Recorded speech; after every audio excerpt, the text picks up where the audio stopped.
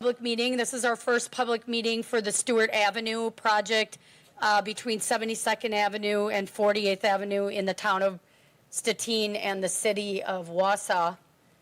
Maybe just to introduce the project team that's here. Alan Wesolowski is the city engineer, Eric Lindman, public works director. So they're the bosses that tell me what to do. And we are with EMCS. I'm Stephanie Christensen, and with me is Scott Kaiser and Jessica Splitgerber. They're working on the design team, and we're out here with our initial concepts and to gather your feedback here tonight. So again, thank you for coming out. The objectives of this short presentation are to cover the project location. We'll talk about purpose and need, like why are we here doing a project? Talk about the proposed improvements, touch on construction staging, real estate needs. We'll cover the current project schedule, and then we'll open it up to some open questions here. And if you have questions after that and you prefer to meet one-on-one at the boards, we will continue our open meeting until 6:30.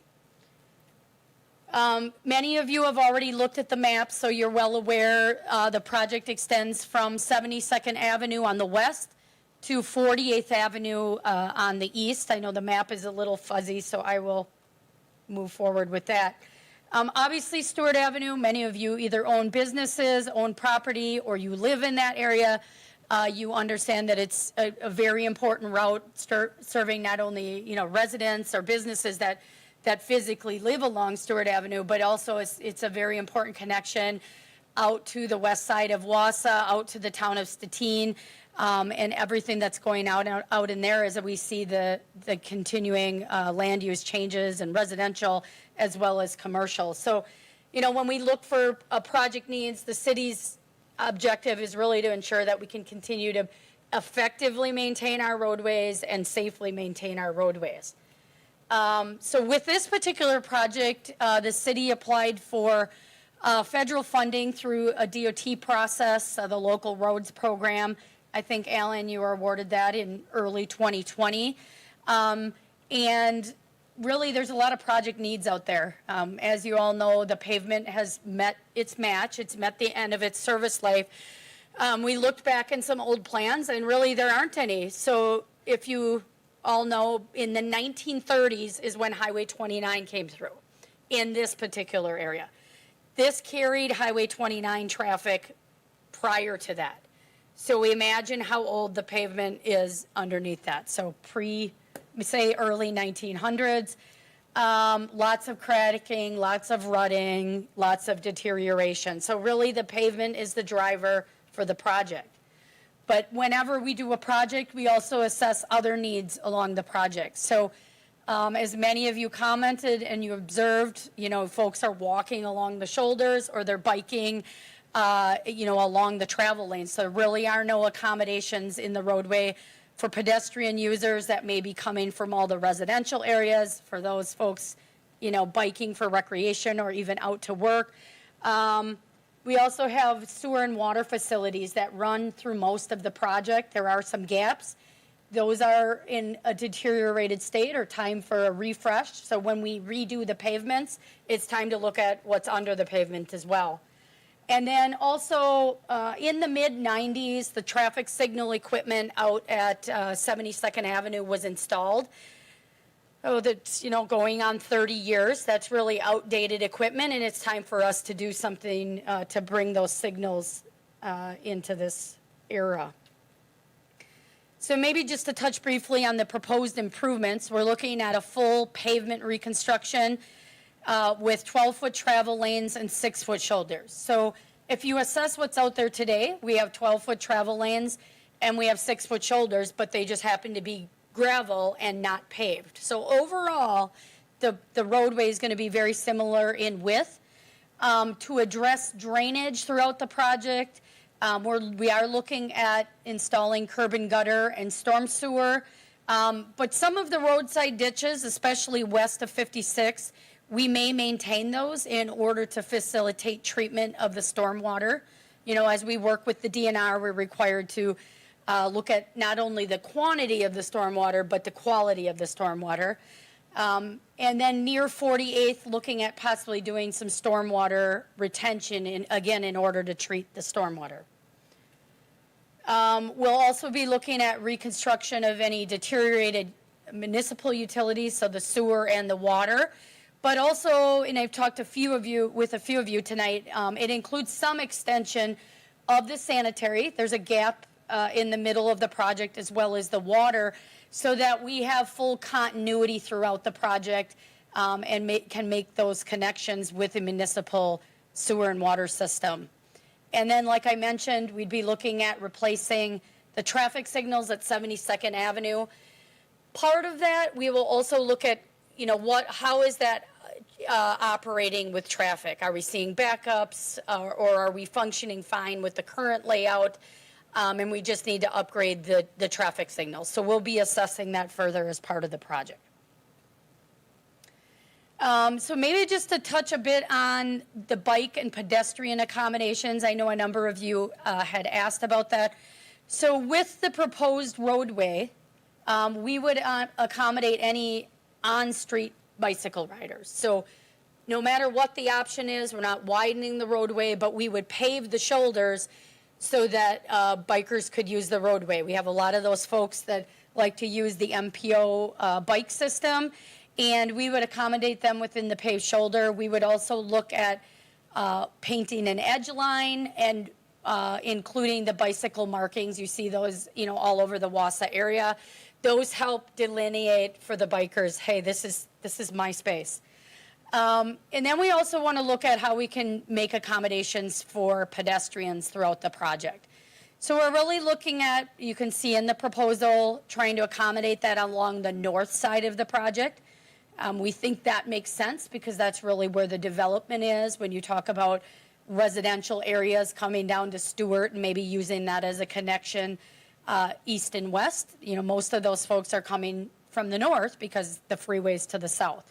So that's our current proposal. We are proposing, and you'll see on the exhibits, a 10-foot multi-use trail, but a 5-foot concrete sidewalk is also always an option. So you'll see kind of down in the corner what that looks like. They're also on the exhibits in the back corner as well. So maybe just to talk a little bit about what both of those are. Obviously, the 10-foot multi-use trail is what we would call a multimodal trail. So it accommodates both the pedestrians, and then it also accommodates bicyclists who don't want to be out in the roadway. Not all users are comfortable with that. The trail would really provide a connection to the bike system within the city of Wausau and the town of Stettin. So as you may have observed on the exhibits, there is a proposed multi-use trail that the city is undertaking that is planned for 2022 on the west side of 72nd. And then 48th Avenue is a designated bike trail. And then obviously we have the sidewalk system east of 48th that was built back, in the mid-2000s. 2007 comes to mind.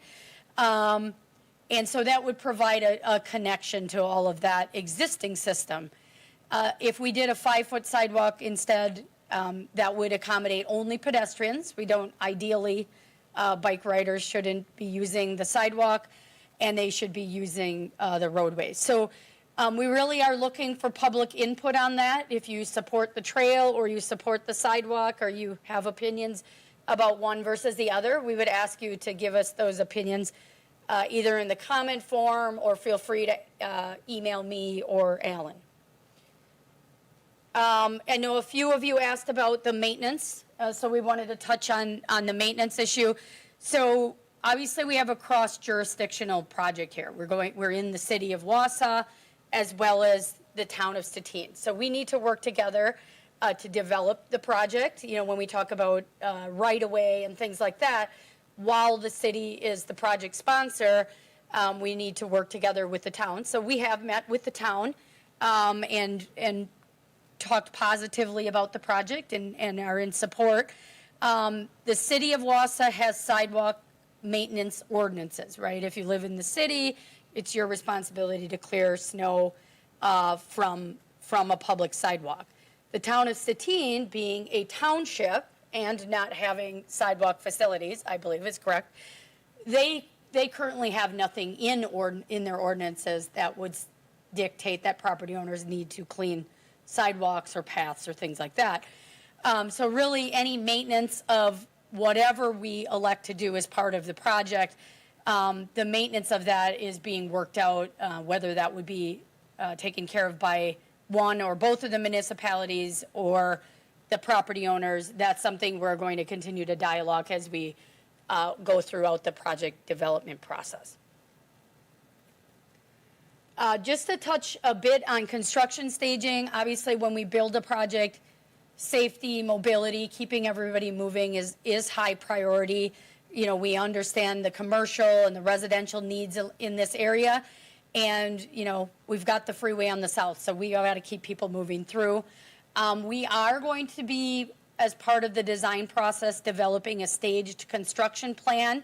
So if you noticed in your comment or in your handout packet, as well as maybe in the letter that you received, we were looking for specific information from you. So especially for businesses, how much traffic do you have? What size trucks do you have? That's really going to help us develop a proactive staging plan as part of the project. So when we get into future meetings, we'll have more information to share on the specific stages, and are we going to build it in 3 stages or 2 stages, and kind of what the timing of that looks like will happen as we go through the design process. I'll touch a bit on real estate. So we are envisioning that we may need some minor amounts of new right-of-way, as well as primarily mostly temporary easements. So I talked to a few of you tonight about what is a temporary easement.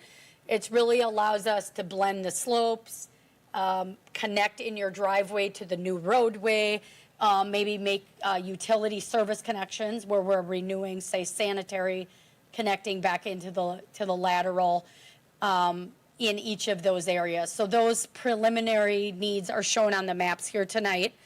The City of Wausau would be the acquiring agent, but typically they hire a consultant to do that. So when we get into future meetings, maybe that consultant will be on board. They'll be here to maybe talk about specific needs. But we'll have more information about the real estate process. But for any of you who are physical owners along the project, we do have a landowner's rights brochure at the handout table. We would suggest that you take one of those that explains your rights as a landowner when we do get into that phase. That information will be shared again in the future. If you have any questions on real estate, I can answer those for you about what that process entails. Just then to touch on project schedule here, and then we'll move into some Q&A. So obviously we initiated the project in 2020 with the Department of Transportation and the City of Wausau. They brought EMCS on board here early in 2021, and we were out doing some data collection, which kind of brings us here tonight to our first public meeting. We're going to be moving forward with the comments that we received. We're asking for any comments by the end of July, and working those into our concept plans. So we'll be putting additional engineering into the project, pulling our plans together, gathering additional input in a second public meeting that we would envision later this fall, or early, very, very early next year, if that's the case. And then we take all that information. We're required to do environmental documentation because we're using federal funding. We go through that process. We would make any refinements to our plans for next summer, finalize a right-of-way plat, and then we would move into what we call a final design period and the real estate acquisition period. So currently, we're looking at final plans in the spring of '24, with construction starting in spring to summer of '24, and it would go through the fall of '24. So it's probably like a May to October-ish timeline for a project like this. So with that, I'd be happy to open it to any questions.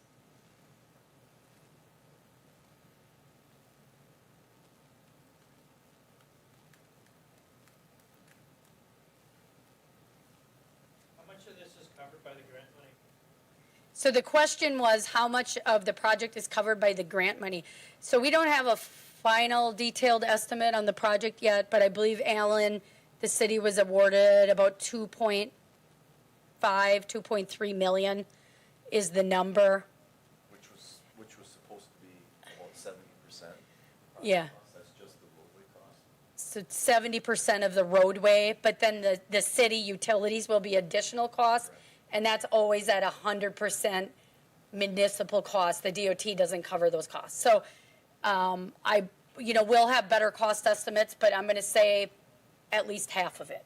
And also the real estate costs are not covered by that grant. Right. So the hiring the consultant, hiring the land or the easements, that's all 100%. Right. So Cost too, so 70% is nice, but there's. right. So there's engineering costs. There's also real estate acquisition costs.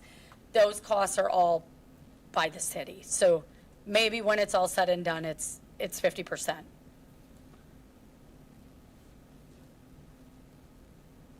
But it's better than zero. How many Stettin properties is the proposed curb and gutter gonna be going through? So the question is, how many Stettin properties will there be curb and gutter through? I don't have a count, but essentially wherever there are Stettin properties, there will be curb and gutter, from my recollection. So there's either curb and gutter on the north side or east of 56, there's curb and gutter on the south side. So I think that covers all of town of Stettin. So is there annexation that's gonna take place for that, or is it not gonna affect us if we're town of Stettin? So the question is there annexation taking place? We don't annex as part of a project. That is completely initiated by the request of a property owner. That's what I thought. We would handle annexations as they come, request comes in, if somebody does request it. Yep. The city will handle annexation as people request that. Did you have a question?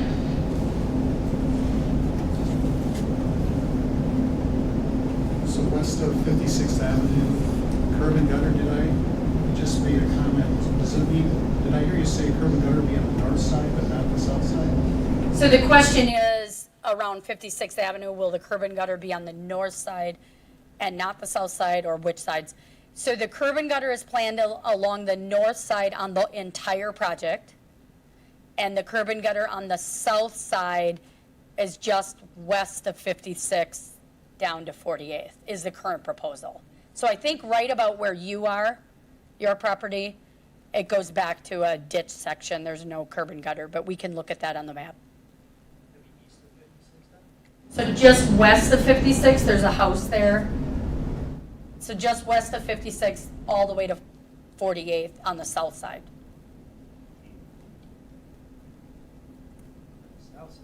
So Yep, so in front of your property, Yeah.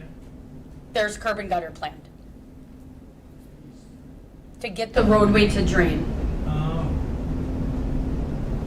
But the curb and gutter is put in entirely at the cost of the project. There won't be no special tax assessments if you're. Yes, the question was, will there be any special tax assessments? When we use federal funds on a project, the city is not allowed to do any special taxes or assessments.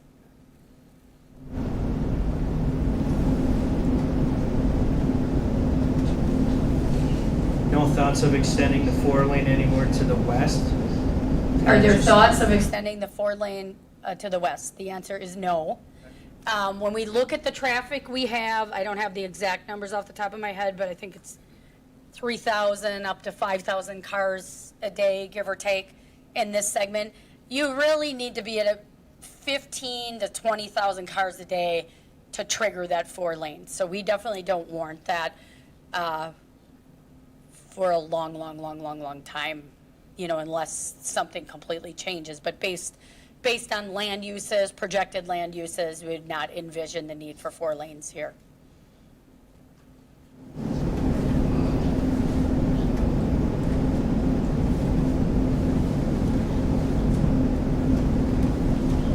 All right, any other questions? Otherwise, we'll meet you back at the boards, and we will be here until 6:30. All right, thank you so much.